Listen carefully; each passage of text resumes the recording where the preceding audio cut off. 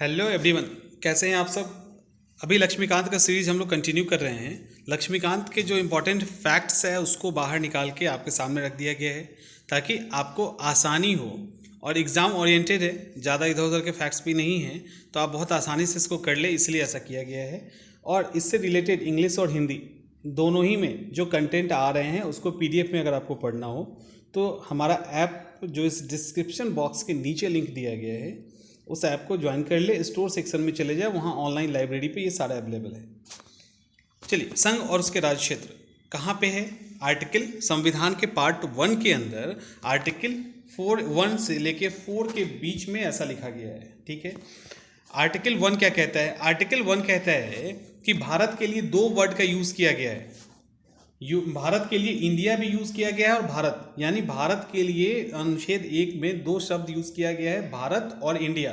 और आर्टिकल 1 में भारत के टोटल एरिया को 3 भाग में डिवाइड किया गया है। पहला टेरिटरीज ऑफ स्टेट, यानी राज्यों का क्षेत्र, यूनियन टेरिटरीज। और तीसरा area to be acquired by the government of India, यानी राज्यों का क्षेत्र पहला, संघ क्षेत्र, और तीसरा ऐसा क्षेत्र जो राज्य सरकार भारत जो है कभी न कभी अधिग्रहित करे। अभी हमारे पास टोटल 28 स्टेट और 8 यूनियन टेरिटरी है। उसके अलावा जो भी हमारे पास राज्य हैं, संघ शासित क्षेत्र है, इन सब के का जो एरिया है, नाम है, इन सब का लिस्ट, टोटल का टोटल लिस्ट जो है फर्स्ट शेड्यूल यानी पहली अनुसूची में है। इसके अलावा भी कुछ स्पेशल प्रोविज़न पार्ट 21 के अंदर, संविधान के भाग 21 के अंदर कुछ राज्यों के लिए विशेष प्रावधान हैं।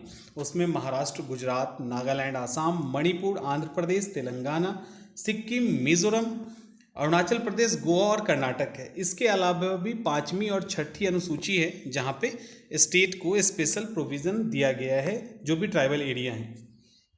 आर्टिकल 2 क्या कहता है। आर्टिकल 2 कहता है कि कोई भी ऐसा नया क्षेत्र जो भारत में पहले से शामिल ना हो, ठीक है, जो भारत में पहले से इंक्लूड ना हो, अगर उस क्षेत्र को शामिल किया जाता है, उसको स्टेट बनाया जाए या उसको यूनियन बनाया जाए या किसी स्टेट के साथ मिलाया जाए, तो वो आर्टिकल 2 के तहत करना होगा। आर्टिकल 3 क्या कहता है। कोई भी स्टेट या यूनियन टेरिटरी का नाम बदलना हो, सीमा बदलना हो, उसको हटाना हो, नया बनाना हो, कुछ भी करना हो, तो वहाँ पे आर्टिकल 3 के तहत ऐसा किया जा सकता है। एक और यहाँ पे फैक्ट है। फैक्ट ये है कि जब इस तरह के विधेयक जो राज्यों के नाम सीमा परिवर्तन करते हैं, इस तरह के विधेयक जब भी आएंगे तो प्रायर अप्रूवल किसका होगा, प्रेसिडेंट का, यानी राष्ट्रपति के पूर्व अनुमति से ही इस तरह के प्रपोजल संसद में रखे जा सकते हैं, अध्यादेश लाया जा सकता है। दूसरा, जो भी स्टेट इससे अफेक्टेड है, उस स्टेट में राष्ट्रपति इससे रिलेटेड जो बिल है उसको भेजेंगे, उनको एक टाइम बाउंड पीरियड में उस पर अपना जो भी हाँ या ना कुछ भी वो कह सकते हैं, करके भेज सकते हैं। वो भेज भी सकते हैं, नहीं भी भेज सकते हैं। वो जो भी भेजें हाँ या ना उस पर उसको लेकर मतलब ये जो स्टेट पार्लियामेंट है वो राज्य विधानमंडल के मत को मानने के लिए बाध्य नहीं है, यानी संसद जो है सिंपल मेजोरिटी से जब चाहे परिवर्तन कर सकती है।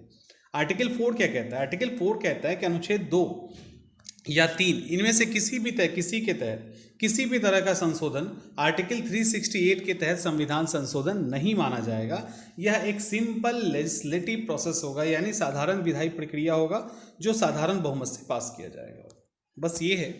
उसके बाद कुछ और इससे रिलेटेड फैक्ट्स इसके अंदर दिया गया है। वो ये है कि अधिकांश रियासत तो भारत में शामिल हो गई थी, 3 बच गई थी जो शामिल होने के लिए तैयार नहीं थी, हैदराबाद, जूनागढ़ और कश्मीर।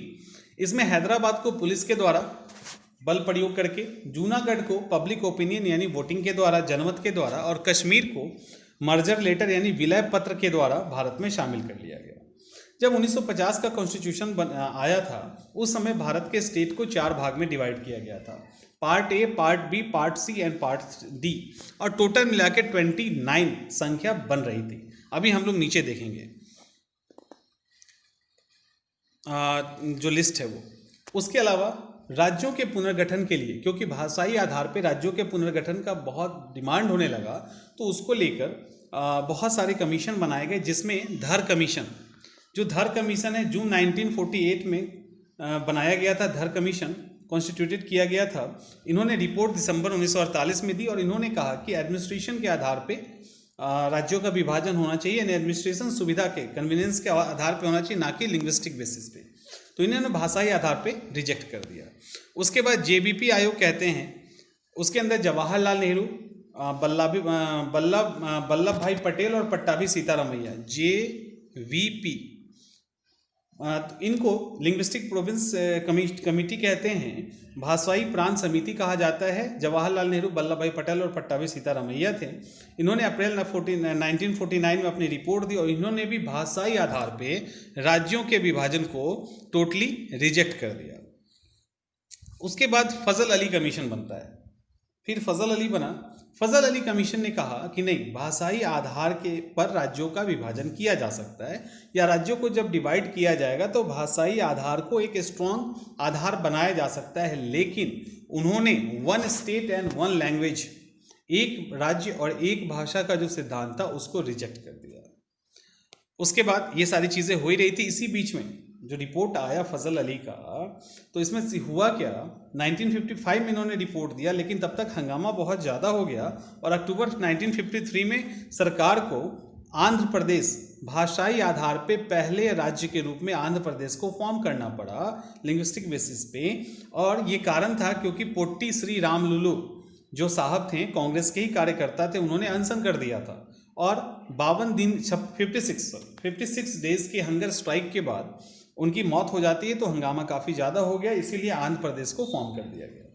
उसके बाद जब फजल अली की रिपोर्ट आ गई तो राज्य पुनर्गठन अधिनियम 1956 आया। इसी के साथ 7वां संविधान संशोधन भी कर दिया गया। 7वां संविधान संशोधन करके जो A, B, C and D के रूप में राज्य को डिवाइड किया गया था, उस डिवीज़न को समाप्त कर दिया गया और टोटल 14 राज्य और 6 केंद्र शासित प्रदेश बनाए गए। टोटल 14 स्टेट एंड 6 केंद्र शासित प्रदेश बनाए गए और 1 नवंबर 1956 को ये 14 स्टेट और 6 यूनियन टेरिटरी बनाए गए। उसके बाद भी बहुत सारे स्टेट फॉर्म हुए, अभी टोटल मिला के अभी 28 स्टेट हो गए हैं। उसके बाद क्या हुआ, गुजरात और महाराष्ट्र की बारी आती है। गुजरात और महाराष्ट्र में क्या हुआ, गुजरात को 15वें स्टेट के रूप में डिवाइड किया गया। जो गुजराती बोलते थे उनके लिए एक अलग स्टेट बना दिया गया और गुजरात 15वां स्टार्ट हो गया। दादर नागर हवेली, इसके साथ कहानी क्या है कि 10वें संविधान संशोधन के द्वारा दादर और नगर हवेली को संघ शासित क्षेत्र बनाया गया। पहले ये पुर्तगालियों के कब्जे में था, उसको अलग कर लिया गया और अब फाइनली दादर और नगर और दमन एंड दीव, इन दोनों को मिलाकर 26 जनवरी 2020 को एक यूनियन टेरिटरी बना दिया गया जिसकी राजधानी दमन है। उसके बाद गोवा, दमन और दीव 1961 में इन्होंने पुर्तगीज से पुलिस कार्रवाई के द्वारा पुर्तगालियों से इसको छीना और यूनियन टेरिटरीज को बना दिया गया 1962 में। यूनियन टेरिटरी बना दिया गया 1962 में, ठीक है। और बाद में 1987 में गोवा को अलग राज्य बनाया गया और दमन और दीव को केंद्र शासित प्रदेश बना के छोड़ दिया गया। फिर पौंडीचेरी की बारी आती है। पौंडीचेरी को फ्रांस से छीना गया था, फ्रांस ने दे दिया था, एक्चुअली छीना नहीं गया था। 1954 में इन्होंने अपने आप दे दिया था, पुर्तगीज से छीना गया था और इन्होंने इसका नाम पुडुचेरी रख दिया। पुडुचेरी जो है भारत जो है, भारत नहीं मतलब पौंडीचेरी जो है वो 4 भाग में डिवाइड है। पुडुचेरी, करिकाल, माहे और यनम, इस 4 भाग में डिवाइड है और 14वें संविधान संशोधन से इसको यूनियन टेरिटरी बनाया गया था। फिर नागालैंड की बारी आ जाती है। 15वां स्टेट कौन था, गुजरात। नागालैंड को 16वां स्टेट बनाया गया, इतना ही याद रखिए। हरियाणा की बारी आती है। हरियाणा को जो था वो 17वां स्टेट बनाया गया और हरियाणा को पंजाब से अलग करके 17वां स्टेट बनाया गया और चंडीगढ़ को भी केंद्र शासित प्रदेश बना दिया गया। उसके बाद हिमाचल प्रदेश को भी पंजाब का जो पहाड़ी इलाका है वहाँ से काट करके हिमाचल प्रदेश को 18वें राज्य के रूप में बनाया गया। फिर मणिपुर, त्रिपुरा और मेघालय। मणिपुर, त्रिपुरा और मेघालय। मणिपुर में क्या हुआ, तो मणिपुर को 19वें राज्य के रूप में बनाया गया, ठीक है। त्रिपुरा को 20वें राज्य के रूप में और मेघालय को 21वें राज्य के रूप में बनाया गया था। और उसके बाद सिक्किम आता है। तो सिक्किम को 36वें संविधान संशोधन के द्वारा पूर्ण राज्य का दर्जा दिया गया और वैसे 35वें संविधान संशोधन से इसको भारत में मिलाया गया था, लेकिन पूर्ण राज्य का बना के इसको 22वां राज्य बनाया गया। मिजोरम 23वां राज्य है। अरुणाचल प्रदेश 24वां राज्य है। गोवा को 25वां राज्य 1987 में अलग करके दमन और दीव से गोवा को 25वां राज्य बना दिया गया। छत्तीसगढ़ 26वां राज्य है उत्तराखंड 27वां राज्य है, झारखंड 28वां राज्य है और तेलंगाना 29वां राज्य है। फिर जम्मू एंड कश्मीर की बारी आती है। जम्मू एंड कश्मीर में क्या हुआ?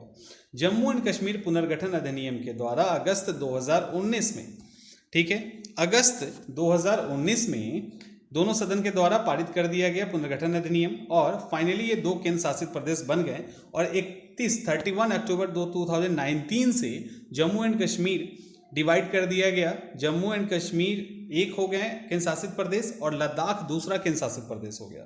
तो जम्मू एंड कश्मीर को 8वां केंद्र शासित प्रदेश और लद्दाख को 9वां बनाया गया। लेकिन कहानी एक और है। कहानी ये है कि दादर और नागर हवेली और दमन और दीव इसको भी मिला दिया गया और 26 जनवरी 2020 को से ये लागू हो गया और फाइनली इसका जो राजधानी है वो दमन रह गया और जो 9 जम्मू एंड कश्मीर और लद्दाख को डिवाइड करके जो टोटल 9 यूनियन टेरिटरी बनाई गई थी वो 9 अब बदल के 8 में फिर से आ गई और स्टेट टोटल फिर से 28 हो गए।